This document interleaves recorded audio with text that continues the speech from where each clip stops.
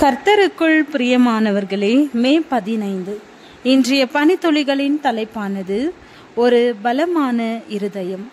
வசனம் சங்கீதம் 73வது அதிகாரம் 26வது வசனம். என் மாம்சமும் என் இருதயமும் மாண்டு போகிறது, தேவன் என்றென்றைக்கும் என் இருதயத்தின் கன்மலையும் என் பங்குமாயிருக்கிறார். யான்சி பிலிப்புடன் இணைந்து எழுதியுள்ள தனது பிரமிக்கத்தக்க அதிசயமாய் உண்டாக்கப்பட்டு என்ற புத்தகத்தில் டாக்டர் பால் பிராண்ட் இவ்வாறு குறிப்பிட்டுள்ளார்.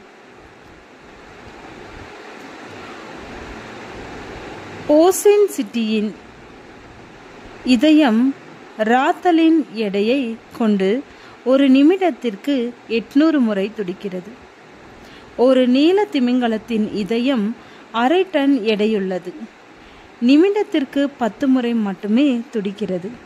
அதை 2 மைல் தொலைவிலேயே கேட்க முடியும். இவ்விரண்டிற்கும் மாறாக மனித இதயமானது மந்தமாக செயல்படுவது போல தோன்றியது. ஆனாலும் அது தனது வேலையை சரியாக செய்கிறது. ஒரு நாளைக்கு 1,00,000 முறை, ஒரு நிமிடத்திற்கு 65லிருந்து 72 முறை ஓய்வெடுக்க நேரமில்லாமல் துடித்து நம்மில் பெரும்பாலோரை 70 ஆண்டுகள் அல்லது அதற்கு மேற்பட்ட காலங்கள் வரை கொண்டு செல்கிறது. ஆச்சரியமான இந்த இதயம் வாழ்க்கையின் இடையே நிறைவுக்கு நம்மை பலப்படுத்தி கொண்டு செல்கிறது. இது ஒட்டுமொத்த உள்ளான நல்வாழ்விற்கு ஒரு உருவகமாக மாறி உள்ளது. ஆனாலும் நம்முடைய உண்மையான இருதயமும் சரி, உருவக இருதயமும் சரி, இரண்டுமே தோல்விக்கு ஆளாகின்றன. ஆனால் நம்மால் என்ன செய்ய முடியும்?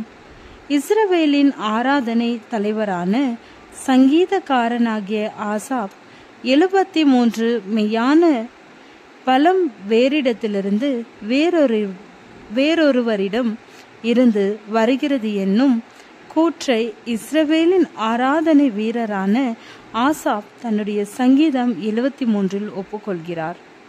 என் மாம்சமும் என் இருதயமும் மாண்டு போகிறது, தேவன் என்றென்றைக்கும் என் இருதயத்தின் கன்மலையும் என் பங்குமாயிருக்கிறார் என்று எழுதுகிறார். ஆசாப் சொன்னது சரிதான். ஜீவனுள்ள தேவன் நம்முடைய இறுதி மற்றும் நித்திய பலனானவர், வானத்தையும் பூமியையும் படைத்தவர் என்ற முறையில் தேவனுடைய பரிபூரண வல்லமைகளுக்கு அத்தகைய வரம்புகள் எதுவும் கிடையாது என்று அவருக்கு தெரியாது. நம்முடைய கடினமான மற்றும் சவாலான காலங்களில் ஆசாப் தனது சொந்த போராட்டங்களின் மூலம் கற்றுக்கொண்டதை கண்டறிவோம். தேவனே நம் இருதயங்களின் உண்மையான பலன். நாம் ஒவ்வொரு நாளும் அவருடைய பலனில் ஓய்வெடுக்க முடியும். எனக்கோ தேவனை அண்டிக் கொண்டிருப்பதே நலம். நான் உமது கிரியைகளை எல்லாம் சொல்லி வரும்படி கர்த்தராகிய ஆண்டவர் மேல் என் நம்பிக்கையை வைத்திருக்கிறேன். ஜெபம். பரலோக பிதாவே, நான் பலவீனமாக இருக்கும்போது நீர் என் பலனாக இருப்பதற்கு நன்றி. ஆமென்.